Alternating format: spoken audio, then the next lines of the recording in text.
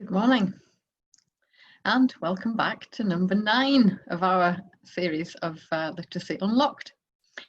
This is wonderful. We've got to number 9 already, and next week that's it. It's the final one, number 10. So today we're looking at the road to literacy, so bringing together all the skills and knowledge that we have spoken about so far, and bringing that all together into some order, or maybe not. Here we go. So a quick recap. We have looked at 3 facilitators for learning. So as a teacher, what has to be happening in your room? So first of all, children have to be building upon what they've learned before. The learning has to be relevant to them, otherwise they won't be too interested. And it has to be motivational. It needs to be fun. These are little children that we're teaching here. We've looked at cognition and visual skills. We've got our indicators here. Can you remember these 5? There was comprehension, attention, sequencing and prediction, and automaticity and memory. And we also looked at prosodic awareness, so the stress and intonation in our voices, and that the stress that we put on syllables when we're speaking, so that aids comprehension of words. We talked about listening and speaking skills, phonological awareness, syllables, rhymes and phonemes, the ability to discriminate visually, so tell the difference between shapes, and to be able to see something within a pattern within a pattern, be able to see something that's incomplete or that is still an A when it looks like a bit of a wiggly A in a different, slightly different shape. And then last week we looked at phonics. So it's a way of showing children how to match sounds to our alphabetic characters. 2 things that we haven't mentioned yet are writing skills and motor skills. So we're going to look at those 2 today. I'm going to add those 2 in. So this is what I hope that you will be able to do or to know by the end of this session. So I hope that you will be able to outline 3 ways that children are taught to read, have been taught to read, or might be taught to read in school, and how they do learn to read, and the process of becoming literate. So would you now be able to speak about this process and what you think needs to happen? What skills do children have to bring to this learning? Explain the skills required for children to be able to write. We're going to look at that today. And also that you should be able to, after this, set up an early years assessment for literacy, and maybe identify children who are at risk or children who are struggling, both informally and formally. Identify, this is what people always want. What age do they have to do this? I have written this out for you, but it's not set in stone. Ages, stages, children do things at different times. All different children do things different times. So if children aren't doing ABC at such an age, it might not be the end of the world. We might just have to wait another year or so, and these skills might appear later. Explain the role of motor skills in literacy learning. Now, we haven't mentioned motor skills yet, and you might wonder, what have motor skills got to do with literacy? Actually, quite a lot, we'll find out. And then, of course, lots of activities again, which you should have quite an array of activities now. So this you have seen before. How are children taught to read? So we know that children in school now are taught phonics, matching sounds to symbols. And you also know what skills children need to bring to that in order to be able to identify sounds in words that they're going to match to those syllables. We also know that children learn some words by sight because they're not regular. And eventually we know most of our words by sight. So we don't have to, as adults, we don't have to decode each word that we're looking at when we're reading. Eventually all words become sight words. And then this was from the 1970s, has since been discredited, and we don't teach children to read just by reading. It's not a natural process like learning to speak is. However, children who read have more chance of becoming better readers, because that is what they do. That is their part of their experience. It's in their environment. So I've left that in here. So learning to read by reading. It's not that the process of reading teaches you to read, but you become a more fluent reader by practice and doing it regularly. So in that way, we do learn to read by reading. So I asked you this question. It's been on the presentation for a few weeks. Ask yourself, how do children learn to read? So I've put you the answer here this week. By bringing together the knowledge and skills that are possessed by skilled readers and writers. So these are all the indicators that are on the diagram. So this is how children learn to read. This is how children are taught. It's not necessarily, these two things are not necessarily brought together, which is why I'm running this series of webinars to say to you, look at the skills that children need for reading and try to ensure that the children that you're working with have these skills that they can bring to it so that they'll be successful. So if I was actually with you, I would give you a sheet like this. These are all stuck on with blue tack. So you can see these are all the indicators that were on the diagram. And they're placed now on a little road to literacy. So where does this road start? It starts from birth. And I would ask you, have a go, see if you can put them in an order. Is there an order? No, not really. It's very, very difficult to put them in an order. You can see I have tried on here to put them in some sort of order, because of course as a teacher you have to do something one day and something different the next, and so it continues. So you need some chronological order. But actually children bring these skills at different times. So I've added on here as well bibliographic knowledge, which of course children need for reading. You have to know which way up your book is and which direction your text goes. And if you are an Arabic speaker and an English speaker, you will be able to do both ways. How clever. I always find that quite amazing that children can actually manage to do this, and adults as well, read one way and then read another way. Quite amazing. So of course we've got all the same things on here: cognitive ability, 5 cognitive areas, language ability, phonological awareness, motor skills, motivation of course, because if you don't want to learn, no child is going to learn if they don't want to learn. What do we do with this order? So I mean, I've got listening skills at the bottom here, because that's one of the first things that children have when they're born, the ability to listen. What about attention and focus? If they don't focus, they can't listen. So is that first? Spoken skills come after listening skills. So maybe these are here at the bottom. What about gross motor skills? When children start being able to move, kick their legs, then they have to be coordinated at the same time. When does memory kick in? Surely that's really right. Maybe that should be at the beginning. It's very difficult. Motivation, what do children enjoy? Language comprehension, does this start right at the beginning with listening skills? Yes. Oh well, it's got to go somewhere. Why is it up here? Prediction, knowing what comes next. When do children learn about cause and effect and what's going to happen next? Fine motor skills, we talked about a palmar grip like this, and then we talked about children having a pincer grip, and then we talked about a tripod grip that we need for writing. When do children do these things?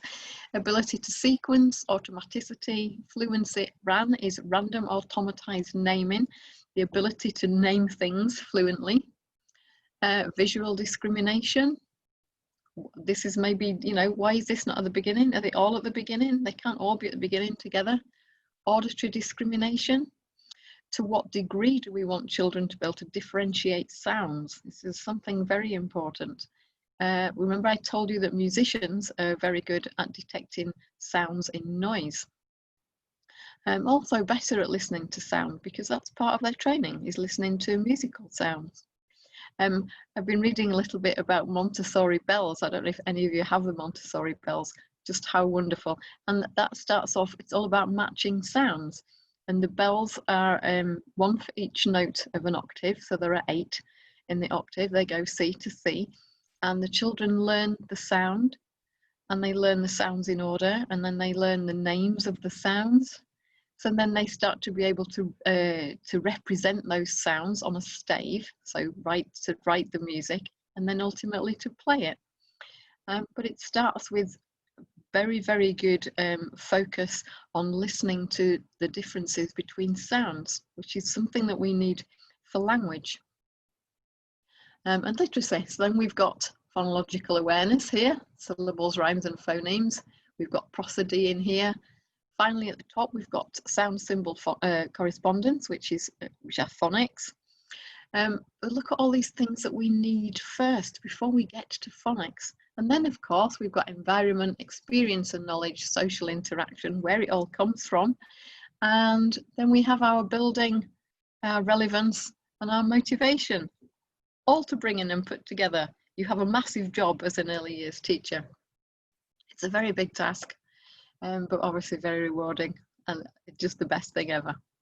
So, elements of the process. We know it's not a linear process, or else every child would be taught A, B, C, D, E, F, G, 1, 2, 3, 4, everything in an order. But we know it's not like that. Teachers have got to do something in some chronological order. So I've highlighted these 2 lines here. I've put them in bold. These are probably the most major skills. So we've got spoken language. You have to have receptive and spoken language. Receptive language is the language that you understand.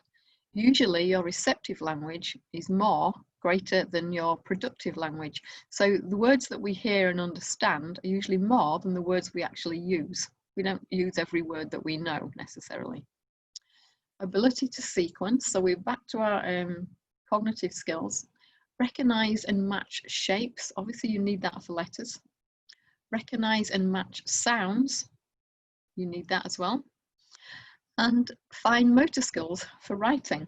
So these are very, very basically the major things that you need. Then we need to know about text, that it represents something, it's got some meaning. What's the difference between the text in a story and the text on a poster when you're out shopping?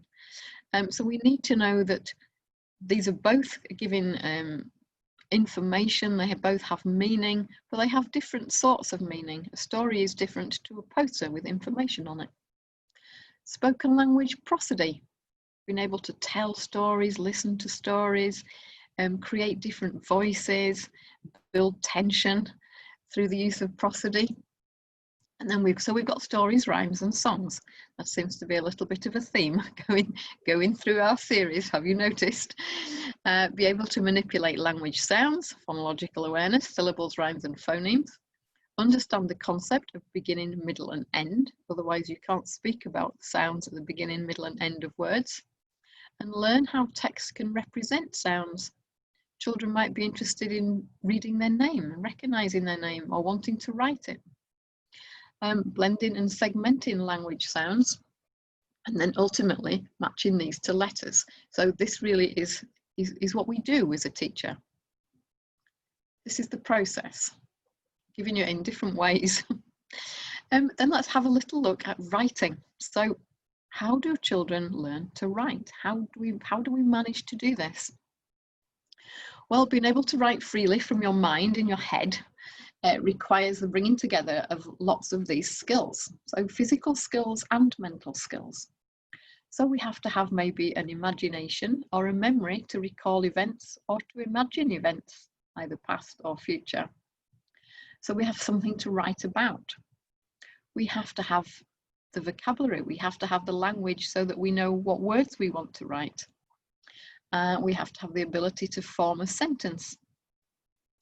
We have to know how to actually write these words down, how to write the letters that make the words, how to make the words into a sentence, how to make the sentence into a paragraph, and so on. So we have a look at this little bit of writing here. This child is obviously just starting to learn to write, and you can see that this child has not been shown how to write the letter A. So it's important, remember I showed you from the alphabet book, that you start at a certain point, the top right hand side, get a child to put their hand up to top right, and then do letters to the left, a left hand circle. and always go top to bottom. So don't start on the line and go up. You start at the top and either go round or go down. So it's either a left and round or top to bottom, down, going down. Whereas you can see that the A's here are a circle and then a line put through it. So it's important that children are shown how to make the letters. It takes practice. So we need language, we need how to form the letters, and then we need to be able to write phrases, sentences, paragraphs, put them in order. No, we have to put spaces between words and between paragraphs. And then of course we need correct spelling, punctuation and grammar. So that is actually quite a lot to learn, and clearly it takes years. So we've got a little bit more information on writing here. Do we learn to write by reading? Good question. So Linnea Eyre, very eminent person in the literacy world, says that reading and writing is a two-way process. If we see words written, we're more likely to know how to spell them because we've seen them. And I had to have a little example here. How do we learn to spell? Well, to my great embarrassment, I was sat in an exam actually for my degree many years ago, and I wanted to write the word kudos. I'd never seen the word kudos. I still decided I wanted to write it. So I thought, what can it be? Q. I thought Q. It's got the sound Q. It's not a K sound, it's a Q sound. So I wrote Q-U-D-O-S. And of course, when I got home and tried to find it in the dictionary, I still couldn't find it. And I thought, have I made this word up? Why can't I find this word? Well, of course, it's from Greek. It's got a Greek origin. And I'd obviously never seen it. So the fact that I'd never seen it meant I couldn't just make it up. And I couldn't write it because it's an irregular spelling from another language. Most of our language is from another language, but it didn't seem to match with anything else that I knew how to spell. So some words we can make because we know the sound patterns, like sit, fit, pit. But as with reading, the same when it's writing, it's better not to guess. There's no point teaching a child how to write something and you're teaching them to write it wrong, because then that's what will stay in their head and they'll write it wrong again the next time and the next time and the next time. So I'm not in favour of emergent writing. I'm in favour of if a child wants to write something and they say, how do you write this? And you show them how to write it correctly, and then they copy it correctly, and then that stays in their head, and then they're able to spell. Homophones. So homo means the same, phone means sound. So words with the same sound, different spellings and different meanings. These should be taught separately. So you might have might and might, as in I might go out, or a little might. If you teach those together, how will a child remember which is which? It's not a good idea. So you teach might, maybe night, fight, flight. Things that are in the same pattern you teach together, because then you remember that's that pattern. Might, sight, bite, you would teach those together because they have the same spelling pattern. The knight is obviously a little different to the other ones, so you teach that separately. Flower and flower, so we pronounce them the same, but obviously they're not written the same at all. So flower and power would go together. I don't know what else is written like flower like this one, but if you teach them separately, they're more likely to stick. They're not going to, if a child is taught both of these together, then it's confusing because then they won't be able to remember which is which. So teach the same sounds together. So like place is here, there, where. They're all the same spelling and they're all to do with place. So then you can't go wrong with that. So you can't write where instead of where. Because you know it's to do with place, where, here, there. You see lots of people get this wrong, and I think why? They're all to do with place, they're the same spelling. And then teach contractions together. So we are, they are, he is, he's, your, that's the worst one. How many times do you see that written wrong? Your is a with apostrophe RE is a contraction for you are. So when you write a contraction, it's 2 words and you're putting an apostrophe to show something has been omitted. There's something missing in between those 2 words. So you need to teach these things together, the same patterns together. How do we physically learn to write? Well, we need motor control. You need to be able to hold a pencil. We've mentioned this before. You need to be able to control the pencil. So how do we help children to have those skills? We've mentioned this as well. Be able to manipulate fingers, Play-Doh, using tweezers, puzzles, buttons, zips, laces, pegs. Demonstrate for a child how to make the letters. So, you know, you start at the top right here and you go round with your A. You can sit with a child, hold their hand, go round, all do it together, do it with ribbons. So you need to do big motor skills first before children can do little fine motor skills. Children love doing this with the letters. The teacher can even do a letter and go, which letter am I making? Put your hand up and to the right, and then obviously stand with your back to the child so they're doing the same.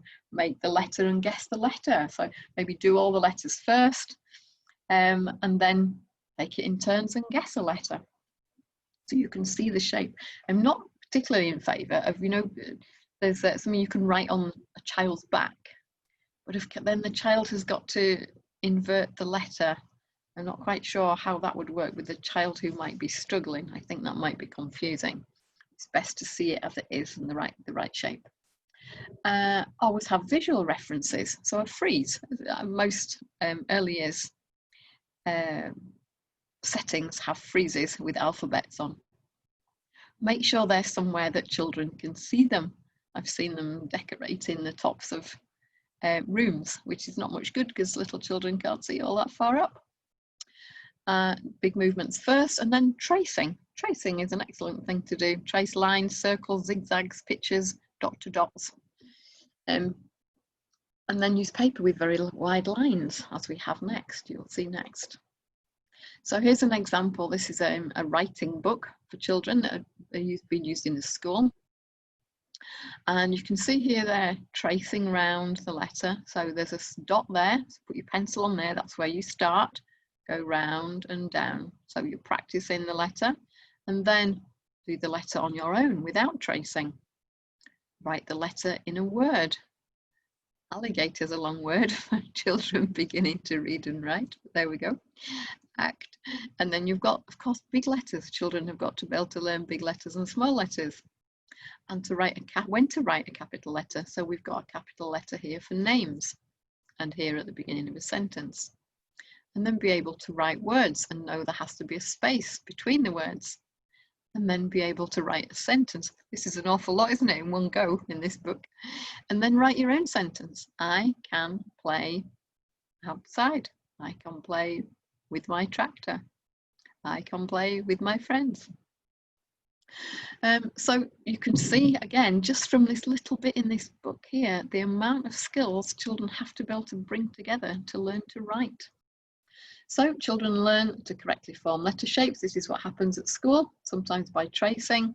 Children copy given words, so you might give a spelling test, you learn to spell, practice writing on a line. Children learn about forming sentences, capitalization, use of punctuation.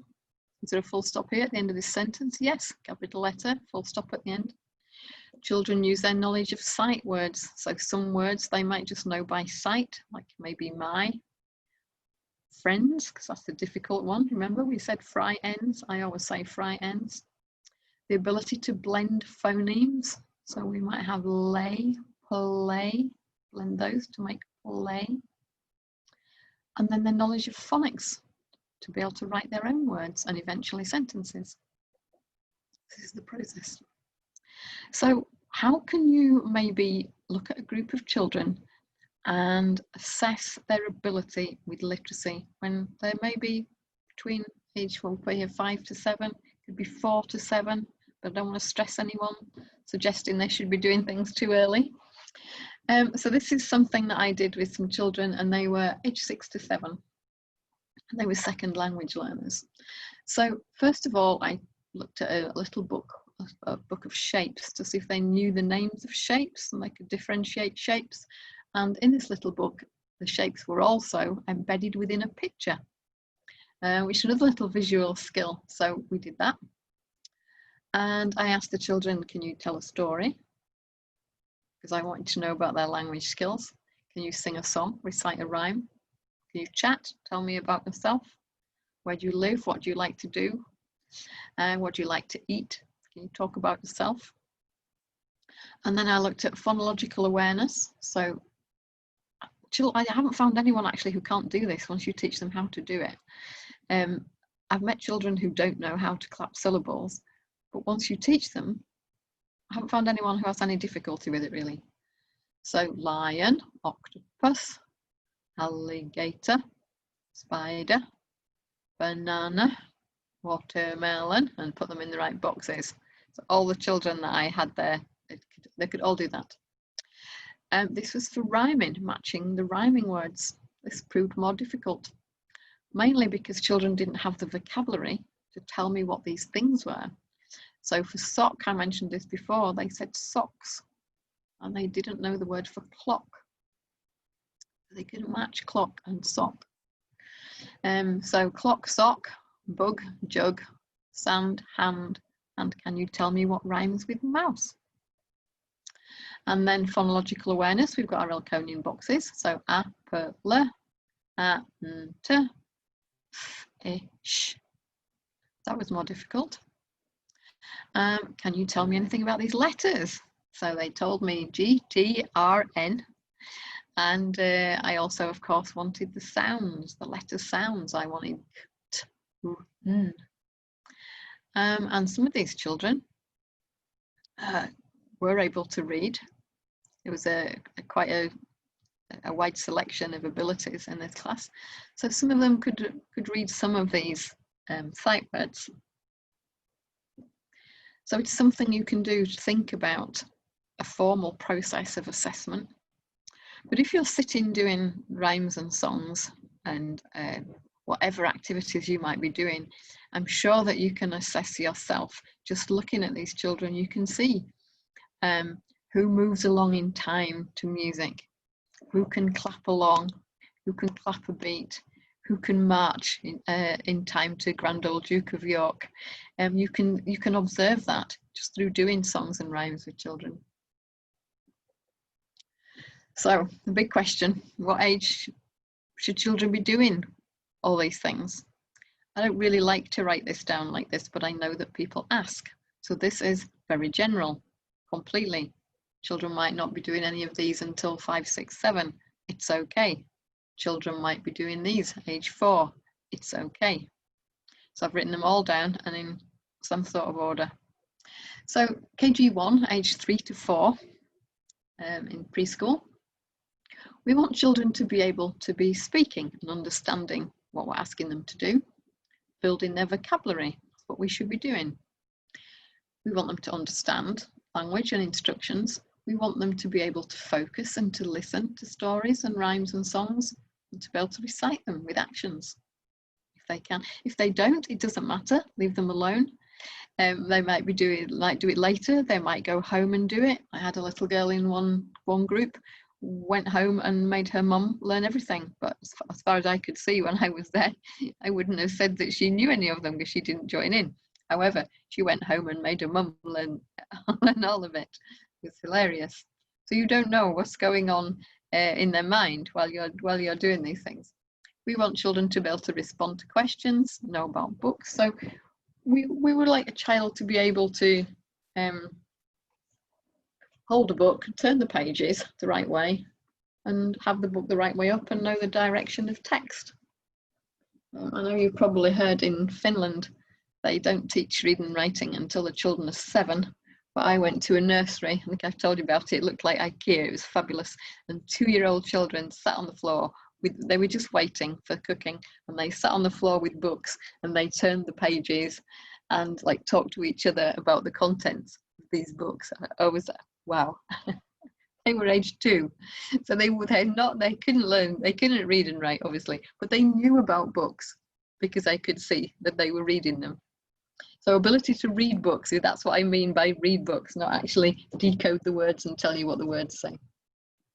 and manipulation of writing drawing implements. So we want children to be able to maybe use chalk, use paint, use the fingers to be writing and drawing. Obviously not writing words and writing essays. So age 4 to 5, now we're trying to promote phonological awareness. I'm sure you know this by now. Prosody, sequencing, numbers, days of the week, recognizing that texts are different, that they give information, there's a purpose for them, they have meaning, but that a poster is different to the text in a book. So the text has a different meaning, it's there for a different purpose.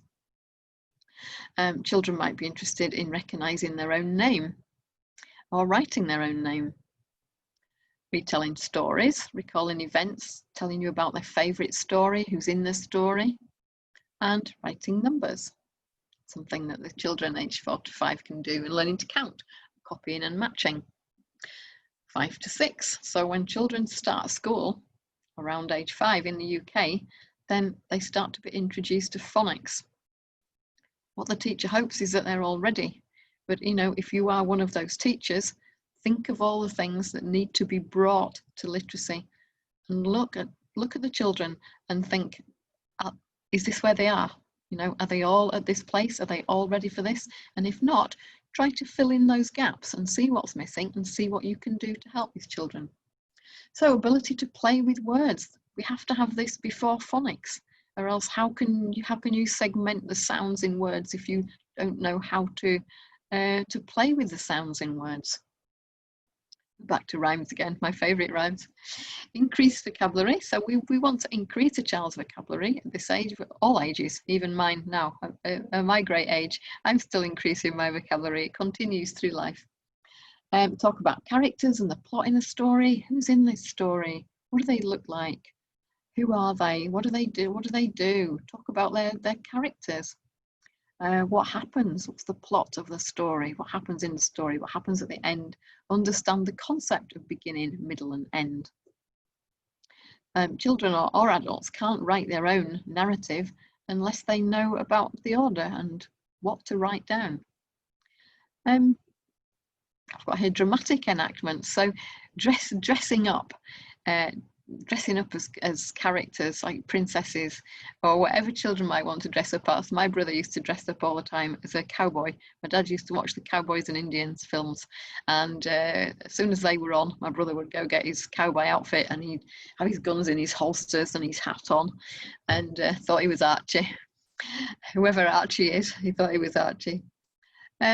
Children like dressing up, and it's how they learn. It's how they learn about what adults do and how to become an adult. So, you know, they might want to be in the kitchen, they might want to be fixing cars, and they might want to be doing whatever the parents are doing. Sitting watching telly, I don't know. But they want to do what you do. Whatever you're doing, they want to do the same. One little girl, I think I had a photograph of her in here, and I've kept wondering why did she write numbers? It was in a, I suppose you could call it like a playroom. It was a high scope room we'd set up, and the children could choose whatever they wanted. And she had chalk and she wrote numbers on the board. I thought to myself, I think she was probably being the teacher.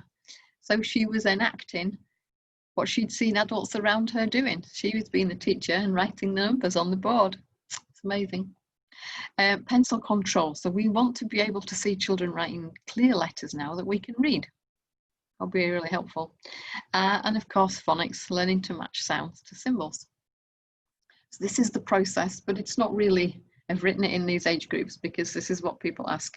But if children aren't doing these things at these ages, then it's not the end of the world. They might do it later on. A little recap on our cognitive skills and visual skills. Remember we talked about those in week 2? So visual skills, why are these so important? Well, we want children to be able to identify letter shapes and word shapes. My husband says that he learned to read by recognizing word shapes. The research says children do not learn to read by recognizing word shapes. So it's possible that people are all different. And as you can see, children bring whatever they can do, whatever skills they have, that is what they bring to their literacy learning. We can't assume they're all the same because they're not. Discriminate between differing shapes in different text sizes and fonts. If you look at a printed A, it's nothing like a written A. Visuospatial, so space in between letters, words and paragraphs. You know, we often ask children to put a finger between that when they start to write words. After one word, you put a finger and then start your next word, because otherwise all the words run into each other and it's very difficult to read them. Recalling objects in order, so you have to know, you have to be able to memorize what something looks like. It's like me and the word kudos. So you have to remember, what do these words look like? What order do the letters go in the words? I'm looking up like this because I'm thinking. I did read once why we do that. Why do we look up when we're thinking? And I can't remember why. Maybe you know. Visual figure ground, so seeing a letter within a word, like we could see the octagon in the stop sign on the bus. And visual closure, so we have to know that if somebody has written an O and they've not quite closed the O up, it's still an O, it's still the same letter. So then your cognitive skills again: comprehension, understanding about the world, cause and effect, reasoning, decision making, and reading for meaning. There is no purpose to reading if you are only barking at text and just decoding the words that are in front of a child. You have to read for meaning. There's no pleasure otherwise. And we want this process to be pleasurable. Concentration and attention. Children have got to be able to focus and concentrate and listen, and performing. I've got performing aids the ability to practice a skill. Okay. Sequencing and prediction, understand sequence, aids prediction and understanding of the world, letter order, word order, automaticity. Remember we talked about it freeing up the brain. Once you can do something, then your brain's not focusing on that, you do it automatically, and your brain is freed up for the next thing. This is what we want. And memory, we need a visual memory and an auditory memory. And we need to be able to remember events so that we can maybe write about them, talk about them. So what about movement? We haven't mentioned movement yet, and yet that is on our, it's one of our indicators for literacy, motor skills. So why would children need good motor skills in order to become literate? Good question. Well, the mind and body are interrelated. So for example, if we're going to go towards touching something and someone says, no, it's hot, then our brain has to process what they've said and say to our body, that's not a good idea, I'm going to burn my hand. So our mind tells our body what to do. And so it reads the environment, it reads what's going on around us and informs our body, like tells us to walk, to move our hands, to move our mouth, to speak. Our mind processes all our thoughts and tells our body what to do. So the mind and the body are completely interrelated. So also physical activity can improve focus. So if you've done exercise, then you can be more focused, helps your brain, that helps learning. And then moving to language rhythms. I've actually seen a girl doing this in a group and I thought she'll just be so good at literacy. Everything we did and sang, her body was moving to the syllables in the songs. I was quite amazed. And indeed she was, indeed she did turn out to be good at literacy. So moving to language rhythms helps children to embody the patterns within our language, the stress. Remember we talked about the stress on syllables and intonation being prosody. So moving to language, like even clapping along. We'll do Tiny Tim later. Did you, well, if you watch the video, and if not, you can watch me, we'll do it again. Kinesthetic learning is learning through action. So if we move, that helps to embed things in our memory. If we do action songs, action rhymes, that helps us to remember the words in that song or rhyme. Gesturing frees up memory. So people who are very, very chatty and talk a lot often are like this. And they're speaking a lot. And what's happening with their hands going like this is that this is freeing up memory for the next thing that they want to say. So using our hands actually helps us to speak. It helps us to construct language and to show things, like if we've said, oh, it's a little square like this, or imagine trying to tell someone about a spiral without being able to go like this with your finger and explain what it looks like. So we use our hands a lot, we gesture a lot, and there's research that says it's really important to gesture. It's part of language. And think about people who don't have spoken language and have to use gesture for sign language. Even more important then, but we do use gesture. We use body language and how our face might move or look, or, you know, I could raise my eyebrows and you would know what I was saying without me speaking a word at all, or indicate meaning over there without actually speaking. So we do actually use our hands for gesturing, and we use body language all the time. So you need to remember that is part of language, and it actually, using your body actually helps to promote language learning. Hand clapping songs improve motor and cognitive skills. These are all pieces of research that I'm telling you here. So there's people done research on children doing hand clapping songs and said it improves their motor skills. You can see why, and also their cognitive skills. I think it said they were better writers. The children who did hand clapping songs were better at writing than children who didn't. Cerebellum, we've mentioned before, the bit here at the back of your brain, is responsible for timing. And so I've got here, it plays a role in word recognition as well, and coordinating movement. The coordination of movement involves timing, and we spoke about auditory processing being a skill that requires timing. So the time taken to process sounds in words is different in children who struggle. It's a timing deficit, if you like. It's a problem with timing.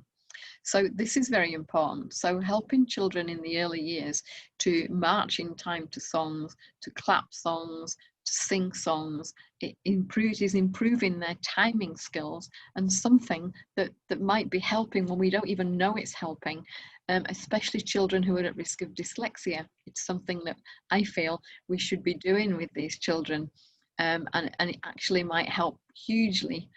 You can't make someone not be dyslexic if they're if that's part of them and who they are, but it could certainly help enormously, and I think it's something we should be doing with children who are at risk. So if you have children who are in families with dyslexia, it's a really good idea to spend time on these timing skills.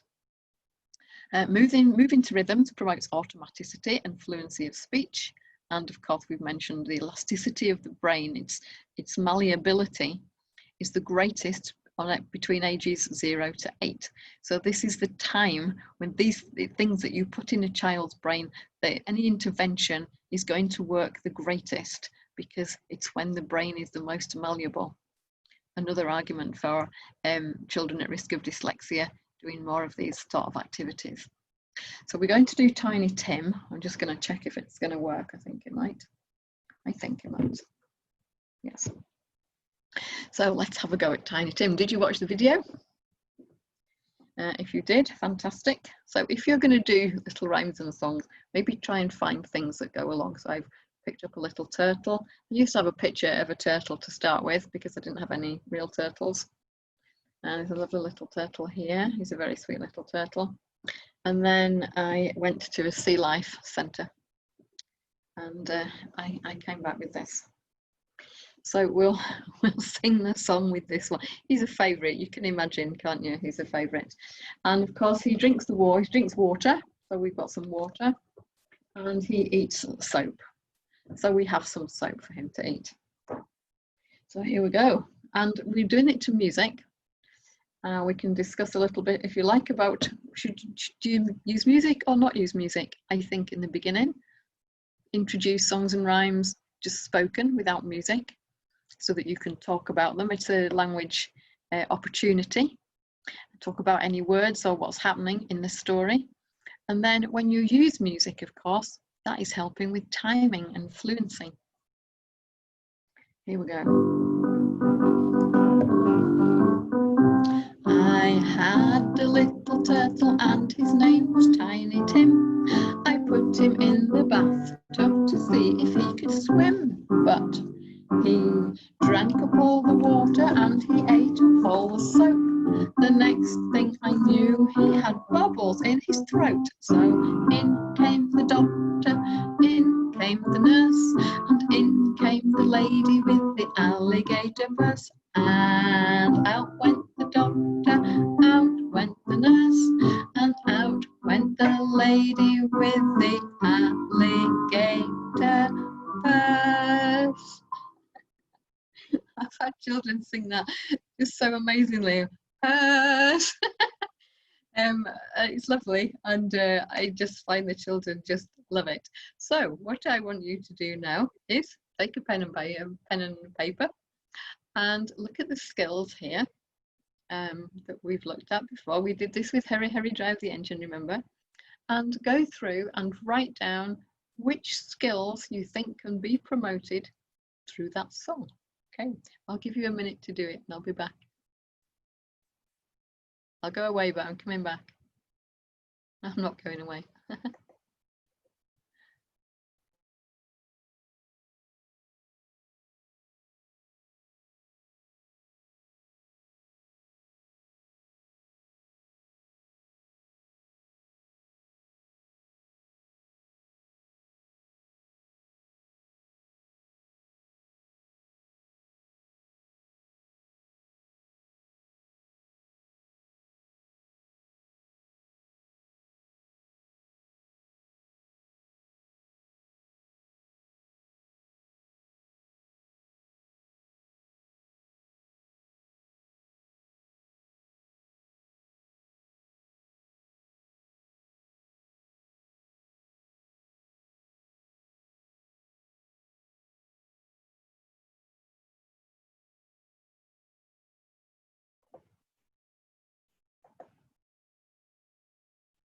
Hi, have you written some down? Have you written all of them down?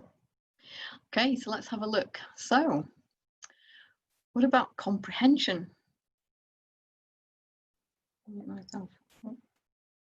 Sorry, don't know. I unmuted myself there and I'm not sure if it worked. So what about comprehension? Do children need to understand what's happening in that story? Yes, it needs comprehension. What about attention? They think it's very attention growing. What about sequencing? Is there an order? Yes. He drinks the water, he goes in the bath, he drinks the water, he eats the soap, and then in comes the doctor and the nurse and the lady with the alligator purse. Not sure what she's there for. Maybe she's paying the nurse and the doctor. So there's a sequence. What do you think happened at the end? What would happen at the end? Well, they went out, but do you think he went in the bath again? Who knows? Automaticity. If you introduce the music, then you have to keep going. You have to keep that automaticity, the fluency going in the song. And of course, memory. If you do it again, you'll need to remember the words. Is there any prosody in there? Well, there is in the little girl certainly had used lots of prosody when she was going alligator purse at the end. So yes, there's little bits, and of course there's a stress on the syllables like alligator. Language skills, listening, of course. Speaking, yes, if children join in. If they don't, it doesn't matter. So long as they're enjoying it, that's fine. Syllables, well, we're using syllabic music. So da da da da da da da da is actually helping to show where the syllables are in the words, because the music being syllabic means that each of the words are tiny. So in the bathtub is actually enunciating, if you like, the syllables. Is there rhyme? Tim, swim, nurse, purse. Yes. What about phonemes? Tiny, Tim, the turtle. Yes, there are phonemes. Visual discrimination. Well, you could talk about the difference between a tortoise and a turtle, a doctor and a nurse. How do you know the difference between them? Remember, I had puppets on the video that you watched earlier. And ability to match sounds to symbols. Now, the puppets have little letters on them, so you could use them for that as well, if that's where you were at with these children. So huge amount in there. What about motor skills? yeah, they have to do in came the doctor and out went the doctor, and do the skills at the right time. And motivation, was it motivational? Yes, I think so. And of course, we have music at the bottom of our diagram here, and it included music. So just about everything on there could be brought into that. The same as Hurry, Hurry, Drive the Engine. Not every rhyme, song or story can bring everything in. But you can see now why we go on about songs, rhymes and stories. But it's not about the songs, rhymes and stories themselves. It's what you do with them and how you use them, which is what we're going to look at next week. Okay, we're getting a little near the end now. So what can you do? Lots of things. Remember the Florida Center for Reading Research? They've got lots of activities on phonological awareness and phonics. Obviously the videos, I keep telling you about the videos. The sounds and symbols videos are on Facebook and YouTube. They're free, please to access, lots of activities. Visual skills, we've had these from previous. Puzzles, cutting, drawing, matching shapes, construction, finding items in a picture, you know, like the Where's Wally? Matching letter shapes, matching any shapes. Cognitive skills, comprehension, we did build a brick, 3 bricks, 1, 2, 3. Can you build a house just like me? Remember that one? Cobbler, cobbler, mend my shoe. And then we had 1, 2, 3, 4, 5 for sequencing. Automaticity, we had open, shut them, give a little clap. Timing had to be right as well. We had Kim's game for memory. Language production, we had 5 fat peas and retelling stories. We had Mousy Brown, up the tall white candlestick. Hurry, hurry, drive the engine. 5 little ducks went out one day, and that was a story and a rhyme and a song. And we had the little ducks, if you remember. Listening, matching sounds, rhymes, songs, stories. Songs, rhymes and stories. It's a bit of a theme. I've been reading something this week about Montessori bells. I don't know if any of you have Montessori bells. Lucky enough to have those, but they're all about matching sounds. So there are 8 bells because there are 8 notes in an octave. Each one is in the key of C. So each one is a note in the key of C. And the children learn to identify these bells by sound. And then of course they learn to name them. And then they learn to represent those sounds on a stave, on a music stave, and learn to read the music.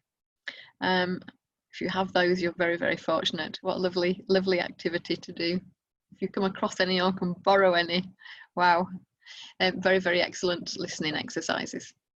So motor skills. So we've got fine motor skills with your fingers. We've got gross, big motor skills, marching, skipping, ball games, use of pencil, paintbrush, tracing, dot to dots, things like that. Phonological awareness, syllables. Remember we did the owl and the pussycat for rhyme. That's my example for rhyme. Tongue twisters. Sister Susie sews socks for soldiers. Peter Piper picked a peck of pickled pepper. If Peter Piper picked a peck of pickled pepper, where's the peck of pickled pepper Peter Piper picked? It's not easy, that one. So at the end of today, I would like that you are able to outline 3 ways that children can be taught to read, but also be able to discuss how children do learn to read and the skills that they bring to their literacy learning, because these are not necessarily the same, not things that go together. So these skills that we've been talking about, they're pre-literacy that they bring and need to have when they start school. In the UK at age 5, they start at age 5 and the teacher starts with phonics. So imagine what a problem it is for children who are not there. We talk about maybe reading readiness, but is the teacher ready for the children? Do the children have to be ready for the teacher? Or maybe the teacher should be ready to provide what every child needs. It's not easy. So examine the process, which is what we've been doing for the last 9 sessions now. Explain the skills today required for writing. Actually quite a lot of skills required for writing. and be able to assess children both informally and formally. So we had some ideas of things that you can do with children to assess maybe phonological awareness, think about their language and literacy skills, and informally, just while you're watching them doing activities, and especially rhymes and songs, can they tap along, can they tap a beat, can they keep in time, can they march, and identify children who are struggling, and then think about what you need to do to help them. Identify, I don't like this, ages, stages, knowledge and skills. I really like matching these skills to ages, because children do things at different ages and stages, but it's there because people ask for it. Explain the role of motor skills. How important is it that our motor skills are involved in our learning? And this is why we do action songs and rhymes, because the motor skills and the movement helps to embed the learning. There's quite, if you want to read about that, there's actually quite a lot on motor skills and learning and motor skills and literacy. And then of course we've done more activities. So we've mentioned all the activities from previous, and we've done Tiny Tim today. Next week I've got a little story to sing to you. It's a singing story that I've written about a very naughty cat called Ben, based upon a real cat. I'll tell you the story. So I brought this slide back as well this week. We looked at this previously. Remember, it was when we looked at the brain. Whilst the brain is learning, it's fully engaged. So maybe you're focusing now and listening to me, hopefully, and your brain is focused. Once you know these things, or maybe if I say something, you go, oh yeah, I know about that. You don't have to focus on that anymore. It's something you already know and can do. So once something becomes automatic, the brain does not need to focus upon it anymore, and it engages with the next important thing. So if all the skills on that diagram, this is the whole thing that I'm trying to get over to you. So if all those skills on that diagram were automatic for all children who started school at age 5, or at different ages in different countries, and were all ready for phonics, how amazing would that be? So if all these skills were automatic before we started formal, and by formal reading and writing skills probably mean phonics, then the brain is freed up to learn about phonics if all those skills were in place. But what happens, of course, is those skills are not in place because people don't necessarily recognize that those skills are important and need to be there. But you now, of course, do. Hooray! And then, of course, once children have got a grasp of phonics and some sight words, and they can read and write for themselves, and that becomes automatic, the brain is then freed up for being able to read to learn. Not that that's it. Once you're like 7, 8, once you can read, that's the end of it. Not at all. I'm still learning new vocabulary. Sure, I could learn heaps more about learning to read and write, and about reading and writing myself forever. So it continues throughout life. It doesn't ever stop. It's a continuous process. So we don't ever say to a child, oh, that, you know, that's it. You've got to age 7, you can't read and write. That's the end. We keep going. And of course, we need to look though at all these skills on that diagram that children who are successful bring to literacy, and our job as early years educators is to try and ensure as much as we possibly can that all our children have those skills, or at least we're aware of skills that they might need help with. So I hope that has been so useful for you so far. Thank you very much for all your lovely feedback, everyone who sent things in. Don't forget, you can email me at webinar@melsis.co.uk with any questions, or you can contact me on Facebook on the Sounds and Symbols message facility in Facebook. And please join again next week, because that'll be our final week next week. So this is about bringing it all together, and it says it's not about songs, rhymes and stories, and yet every week I go on about songs, rhymes and stories. It's not about them themselves, it's about what you can do with them, how you can present them, and how you now know what to look for when you're doing songs, rhymes and stories, What exactly are you expecting the children to do with those songs, rhymes and stories? And what skills are you trying to promote?